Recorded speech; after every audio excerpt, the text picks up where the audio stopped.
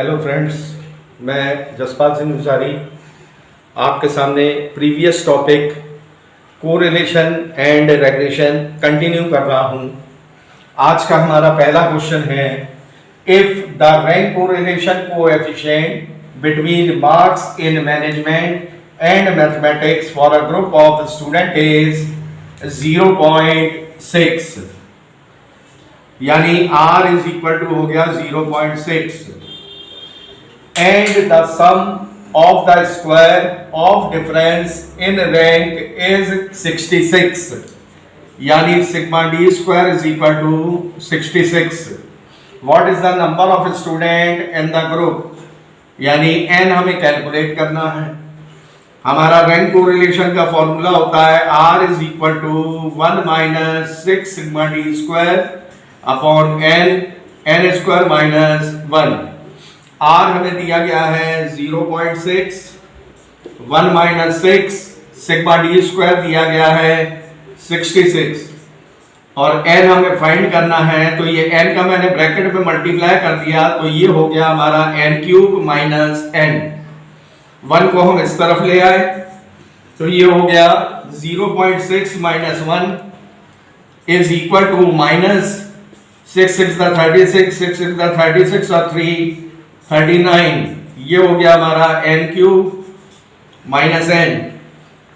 0.6 में से 1 को माइनस किया तो माइनस का हो गया 0.4 और ये है माइनस का 396 divided by n cube minus n। ये माइनस से माइनस मैंने कैंसिल किया तो n क्यूब माइनस n की वैल्यू आ गई 396 डिवाइडेड बाय 0.4।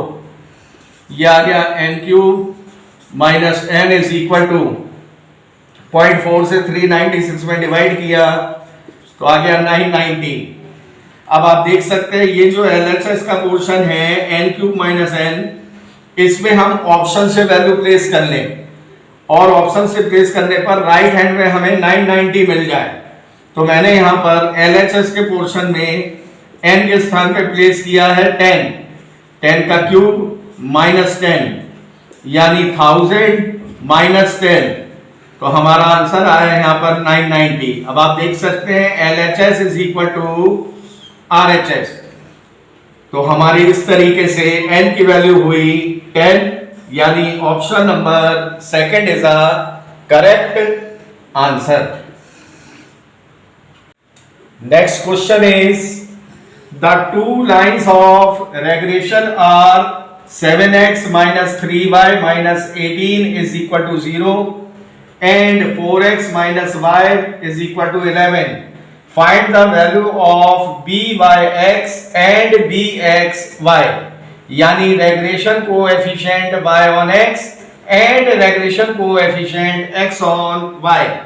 पहला ऑप्शन है हमारा 7/3, 1/4। दूसरा ऑप्शन है हमारा -7/3, -1/4।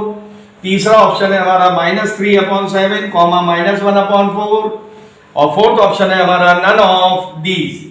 सबसे पहली बात, हमें जब भी रेग्रेशन लाइन गिवन हो तो हमारे दिमाग में एक चीज होनी चाहिए कि R यानी कोएफिशिएंट ऑफ कोरिलेशन का आंसर 1 से ज्यादा नहीं होगा, पॉजिटिव और नेगेटिव। अगर ये आंसर हमारा 1 से ज्यादा जाता है तो ये गलत माना जाता है। दूसरी बात, हमें सबसे पहले कोरिलेशन के लिए इस प्रॉपर्टी को ध्यान रखना पड़ता है। अगर हमारे पास bxy और byx दोनों की वैल्यू पॉजिटिव होगी तो कोएफिशिएंट ऑफ कोरिलेशन यानी R की वैल्यू पॉजिटिव आएगी। अगर दोनों में से कोई एक वैल्यू माइनस में है, दूसरी वैल्यू प्लस में है, यानी एक वैल्यू प्लस में एक वैल्यू माइनस में, तो कोएफिशिएंट ऑफ कोरिलेशन माइनस में, और दोनों वैल्यू अगर माइनस में है तो भी कोएफिशिएंट ऑफ कोरिलेशन माइनस में।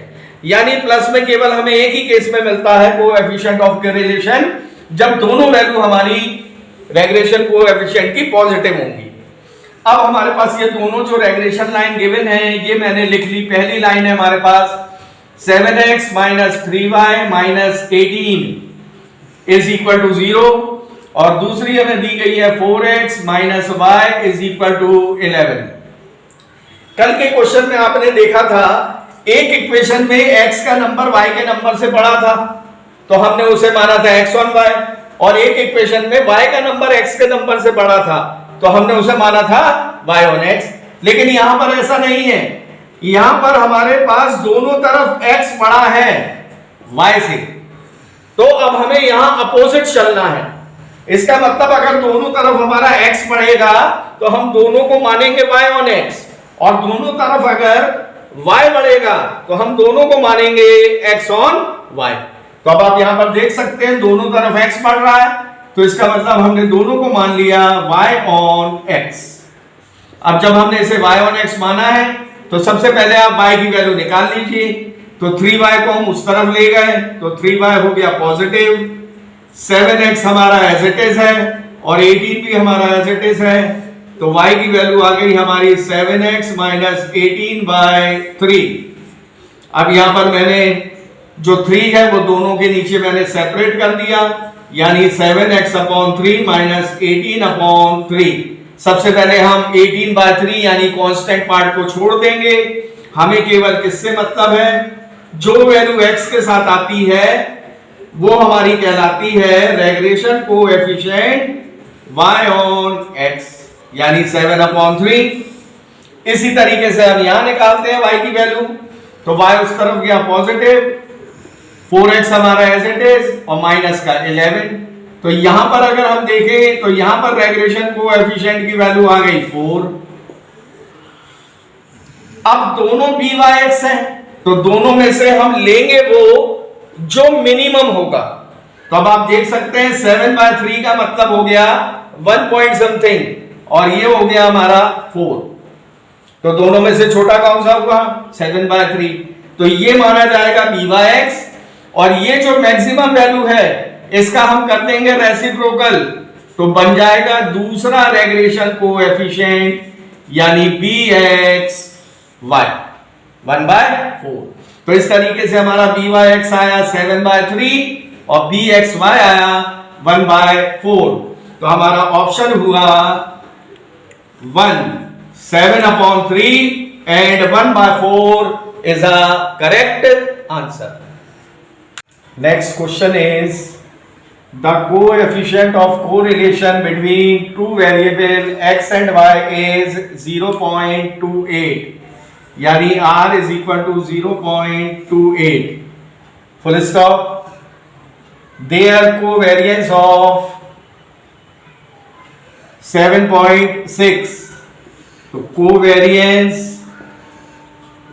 of x and y 7.6, if the variance of x is 9, अगर हमारा वेरिएंस ऑफ x 9 है तो इसका मतलब स्टैंडर्ड डेविएशन ऑफ x बन जाएगा हमारा √9 यानी 3, क्योंकि variance is the square of SD।